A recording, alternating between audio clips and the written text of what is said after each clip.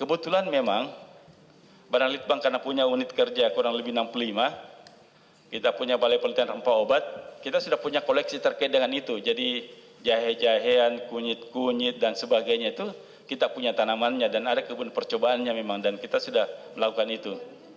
Dan alhamdulillah sejak arahan Pak Menteri itu kita menggunakan apa yang kita punya. Jadi kita sudah melakukan berbagai pengujian-pengujian terhadap semua bahan herbal kita yang tanda kutip kita anggap berpotensi untuk menghambat apapun namanya bahasa anunya terkait dengan virus corona. Dan dari sekian banyak yang kita uji, jadi kita sudah uji jahe, kunyit, jambu biji dan sebagainya. Ini masih jalan terus, VCO dan sebagainya itu kita uji semua itu. Akhirnya dari sekian banyak minta ciri yang kita punyai, jadi kita uji serai wangi, kita uji minyak kayu putih, eukaliptus. Jadi memang di masyarakat menyamakan kayu putih dan eukaliptus. Kayu putih ini salah satu spesies bagian dari spesies eukaliptus yang ada 900 jenis di dunia. Ini natif spesies dari Australia tapi sudah berkembang banyak di Indonesia. Bapak sekalian, jadi setelah kita dapatkan materialnya, bahan aktifnya, teman-teman mendestilasi sendiri, jadi kita destilasi sendiri nih. Eukaliptusnya itu kita, dan kebetulan kalau ditanam ke hutan itu kayu dipergunakan untuk pulp, untuk teman, dan daunnya digunakan untuk eukaliptus, untuk minyak ciri. Kita destilasi sendiri, dapatlah ekstrak dari minyak eukaliptus. Setelah kita dapat ekstraknya itu, kita ujilah di Balai Besar Penelitian Veteriner yang kita punyai, karena memang di Balai Besar Penelitian Veteriner ini terkait dengan penyakit-penyakit zoonosis itu kita punya koleksi yang cukup banyak. Dan kalau berbicara mengenai virus corona, sejak tahun 91 kita sudah koleksi.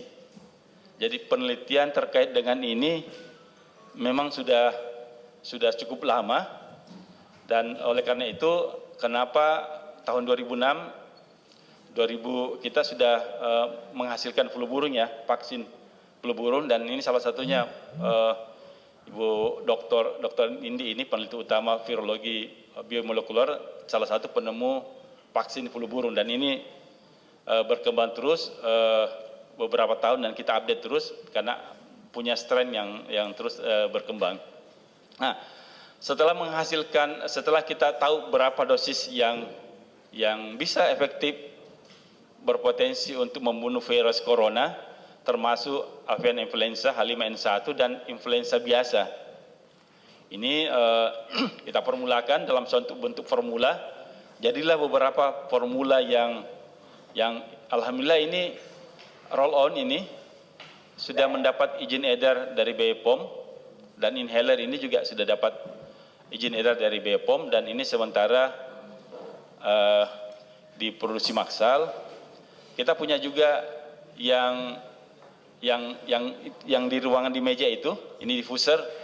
Jadi ini untuk membersihkan udara di sekitar kita, dan hasil kita ini bisa menekan penyebaran virus yang ada di ruangan. Ini masih dalam tahap ini, tapi dari literatur ilmiah dan beberapa ini bisa seperti itu. Dan ini ada balsam yang ini dua ini belum kita patenkan, masih dalam proses. Baru 3 yang kita proses paten, dan yang kalung eukaliptus ini kalung aromaterapi eukaliptus yang sementara berproses di BPOM. Seperti, dan ini sudah menggunakan teknologi nano emulsion sama dengan ini juga, dan ini nano enkapsulasi.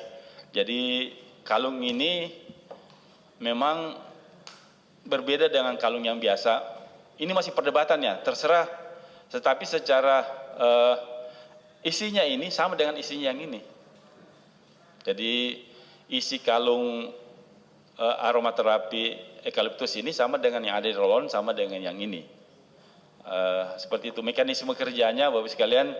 Nanti lebih detail Ibu Indi menjelaskan, tapi ini bisa Karena ini kan aksesoris kesehatan ini, jadi serbuk aksesoris, jadi kita bisa hirup dan ini bisa dari skala laboratorium itu bisa membunuh virus yang ada di virus corona yang ada di sekitar kita. Bapak sekalian, jadi itu mungkin beberapa hal yang disampaikan terkait dengan perkembangan berita beberapa hari terakhir ini. Kita menerima saran masukan, tentunya overclaim, Pak Prof Ari sudah menyampaikan juga kita tidak overclaim. Memang izin anunya dari BPOM memang tidak menyebut anti di situ, antivirus. Sama dengan di rol eukaliptus ini tidak ada menyebut, karena memang harus melalui tahapan. Kalau jamu itu kan ini izin edarnya sebagai jamu dan koisi. Kalau mau tahap yang lebih tinggi itu obat herbal terstandar itu melalui uji preklinik, dan kalau mau sampai ke level fitofarmaka ya tentunya melalui uji in vitro, uji in vivo, uji praklinik, klinik dan sebagainya. Karena itu klaim produk kita ini memang sebatas apa yang menjadi izin dari BPOM. Tapi ini secara laboratorium potensi untuk membunuh virus corona. Jadi dalam tanda kutip ya, secara laboratorium kita sudah uji ini berpotensi untuk membunuh virus corona, termasuk H5N1 dan influenza. Kalau ditanyakan kenapa belum uji klinis? Ya, uji klinis itu perlu waktu yang cukup lama. Tentunya dalam 2-3 bulan ini, kalau saya menyampaikan bahwa ini sudah uji klinis pasti bohong gitu ya, Windy ya. Karena uji klinis itu kalau terkait dengan vaksin dan medicine oral itu paling sedikit butuh waktu 18 bulan. Kalau mau dipercepat 12 bulan, tapi biasanya rata-rata 1,5 tahun itu.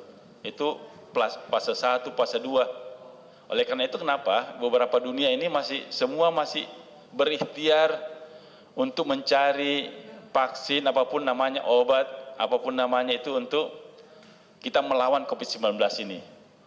Saya ingin menyampaikan pada kesempatan yang baik ini, mengajak kepada semua komponen bangsa, anak bangsa untuk sama-sama bekerja sama, bersinergi kita. Saatnya sekarang kita bergandengan tangan, bahu-membahu untuk segera ini mencari solusi yang terbaik untuk COVID-19. Kita sudah punya produk ini, monggo silahkan. Kita ingin kerjasamakan, ini Alhamdulillah Pak Dekan, Prof Ari sudah menawarkan untuk praklinik dan klinik. Terima kasih banyak Prof, dari UNAS juga, karena kita akan dorong ke sana. Karena kalau kita tidak memulai, kapan lagi kita mulai? Kita punya potensi tanaman herbal yang sangat melimpah. Dan dari beberapa telusur ilmiah, ini bisa dimanfaatkan untuk sebagai, saya menyampaikan di Amerika di sana ini sudah diminum eukaliptus ini. Ya, begitu pula di Jepang juga sebagai antimikroba dan sebagainya, antibakterial. Sayang ini memang masih perlu dukungan dari kita semua, sinergi kita bahwa memang ini masih perlu tahapan untuk praklinik, termasuk uji in vivo dan klinik. Dan ini akan kita lakukan dalam waktu yang tidak lama.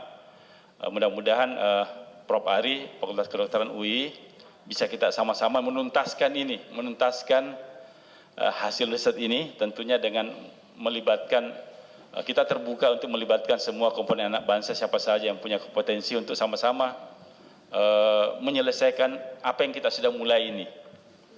Karena itu Bapak sekalian, saya menyampaikan terima kasih dan penghargaan kepada kita semua.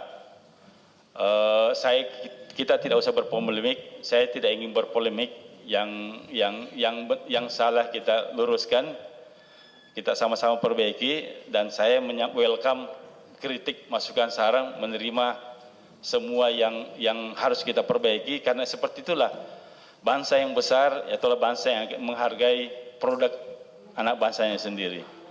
Kalau kita tidak ingin, kapan lagi kita mau menghargai produk anak kita sendiri?